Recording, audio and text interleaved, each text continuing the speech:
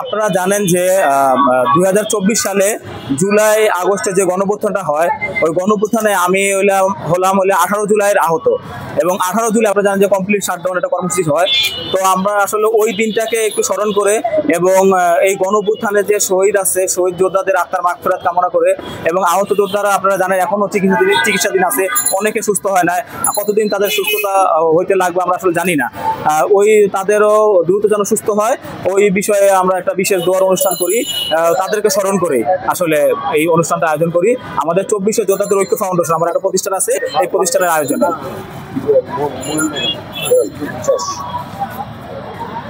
এদের যে এখনো যে অনেকে পাচ্ছে না, অথচ দেখাচ্ছে যে বিভিন্ন সংগঠন দিচ্ছে, এই ব্যাপারে আপনারা সরকারের কিছু বলতেছেন? এটা হলো আই ওয়াশ।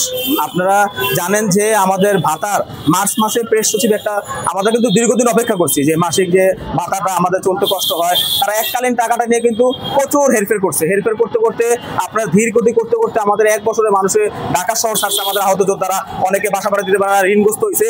তারপরে তারা ধীর গতিতে 1 লাখ টাকার একটা সরকারি সহায়তা দিছে ধীর গতিতে প্রচুর। এই শেষে আপনারা জানেন গত 2 মাস আগে এটা কমপ্লিট করছে। তারপরে আমাদের মার্চ মাসে যে ভাতাটা দেওয়ার কথা ছিল, ওই ভাতাটা সরকার তালবাহানা করতে করতে বলছে জুলাই এসে দিবে। আজকে জানেন এখন পর্যন্ত আজকে 18 তারিখ, কোনো সরকারি কর্মকর্তার বেতন বাকি আছে? কোনো আপনার আমলা আছে যারা আছে কারো বেতন বাকি আছে?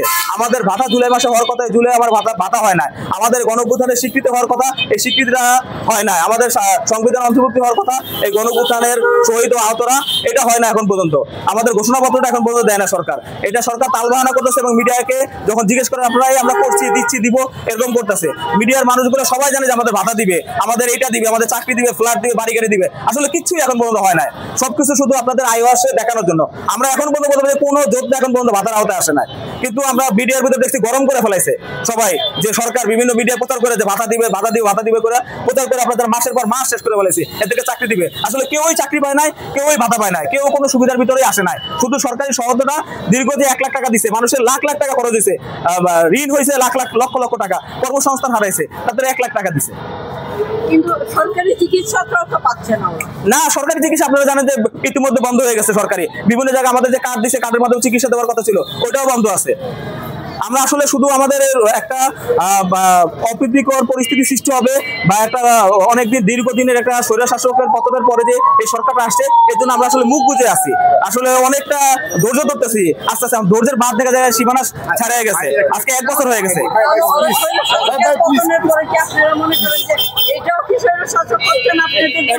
এটা আসলে স্বৈরশাসক না, মানে অবহেলা আমাদের বিষয়, আমাদের আমাদের প্রতি বৈষম্য হচ্ছে। আমি এটা স্বৈরশাসক মুখ করবো না, আমাদের মানে আমাদের যেটা এটা আশা করছিলাম যে এই গণঅভ্যুত্থানের স্পিরিট তারা কাজ করে, তারা আসলে নির্বাচিত কোনো ব্যক্তি না। এটা আসলে তারা বিভিন্ন, আমরা অনেকেই বলেন আপনারা গণমাধ্যম যে এনজিও বা বিভিন্ন রাজনৈতিক দলের যে এনজিও সরকার, আর তারা আসলে যে মানুষের পারসেপশন কিভাবে জনগণের সাথে সম্পৃক্ত হয়ে কি কাজ করতে হয় এই অভিজ্ঞতা তাদের নাই। এই নাই থাকার কারণে আমার মনে হয় এই গাফিলতিটা হয়েছে। আর এরা আসলে আমার মনে হয় এতদিন এখন ক্ষমতার মজা পেয়ে গেছে, ক্ষমতার চেয়ারে যা না হলে 1 বছর সময় লাগে না। 3টা অন্তর্বর্তীকালীন সরকারের সময় পার করছে তারা। 3টা আপনারা জানেন যে কেয়ারটেকার সরকার 90 দিনের হয়, 3টারও বেশি সময় পার করার পর এখন পর্যন্ত কোনো সমাধান আসে না। তার মানে তারা ক্ষমতা উপভোগ করতেছে, আসলে এদিকে আমাদের কোনো তারা কেয়ার করতেছে না। আমি চাইবো যে এজন্য আমি অনেক সময় আমি আগে অনেক বিরোধিতা করতাম যে মানে রাজনৈতিক দলগুলো কেন নির্বাচন চায়, এখন দেখতেছে এটা যৌক্তিকতা আছে, এই নির্বাচন চাওয়ার যৌক্তিকতা আছে। এই আপনার ফেলিয়ার দিয়ে মানে এই উপদেষ্টা প্যানেল বা এই সরকার এটা দিয়ে রাষ্ট্রের উন্নতি সম্ভব না, কখনোই সম্ভব না। আমাদের জানেন যে আপনারা জানেন রিজার্ভে বারবার বলতেছে যে $30 বিলিয়ন আছে। আপনারা জানেন $2 বিলিয়ন খরচ করলে আমরা আহতরা রাজার হালে থাকতে পারি। আমার এটা মানে মনে হয় গল্প করার জন্যই গল্প, আমার মনে হয় মিডিয়াকে শোনানোর জন্যই গল্প। আমি 3টা সরকার দেখছি, জাতীয় পার্টি দেখছি, এরশাদ, খালেদা, শেখ হাসিনা, এরা এদের আহতদের দেখতে গেছে, এদের বাসায় গেছে। আপনাদের বেলা এরা কি করে না, এরা এত ত্যাগ করলেন না? এত ত্যাগের পরিমাণ তারা গেছে কিছু, মানে তাদের নিজস্ব কিছু লোকের বাসায় গেছে দেখানোর জন্য, মানে যেটা আজকে প্রতিটা আহতর সাথে তাদের সম্পৃক্ত হওয়ার কথা ছিল, কিন্তু তারা প্রতিটা আহতের সাথে সম্পৃক্ত হয় না। তাদের একটা কিংস পার্টি হয়েছে, ওই পার্টিতে যেসব আহতরা যোগদান করছে, যেসব শহীদরা যোগদান করছে, তাদের সর্বোচ্চ সুবিধা। আপনারা দেখবেন তারা ভিআইপি আছে, আবার আপনি দেখবেন যে ক্যাটাগরি করছে, আপনি এখন আপনারা খেয়াল করবেন যে এ ক্যাটাগরি বি ক্যাটাগরি আহতরা 3 লাখ 4 লাখ টাকার মোটরসাইকেলে ঘুরতেছে, আর আমরা দেখেন সি ক্যাটাগরি আহত হইছি এখন পর্যন্ত ঠিক মতো দাঁড়াইতে পারতেছি না। তার মানে তাদের ক্যাটাগরিও দিছে ওই দলে যোগ দেওয়ার কারণে, ওই দলে সমর্থন করার কারণে ক্যাটাগরিও তারা দিয়ে দিছে তাদের মন মতো করে, বিশেষ সুবিধা দিয়ে দিছে। এবং যারা শহীদ যারা যোগ দিছে তাদেরকে ভিআইপি মর্যাদা আপনারা দেখবেন তারা রাখছে, আর অন্যান্য শহীদদের পরিবারের খবর নাই, অনেকে চাল চুলা নাই, খাবার দাবার খবর নাই।